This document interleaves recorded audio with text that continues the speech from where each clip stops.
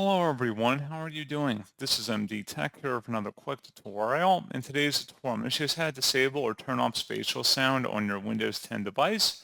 So this should hopefully be a pretty straightforward process here, guys. And without further ado, let's go ahead and jump straight into it. So all I have to do is open up the search menu, type in Control Panel. Best result should come back with Control Panel. Go ahead and open that up. Select the view by in the top right and select large icons. And then you want to go down and select where it says sound.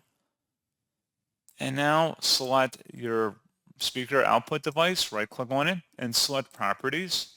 Select the Spatial Sound tab at the top, and in the drop down, select it and select Off, and then select Apply and OK. And that's all you have to do. So pretty straightforward process, guys. And as always, thank you for watching. I do hope that I was able to help you out, and I do look forward to catching you all in the next tutorial. Goodbye.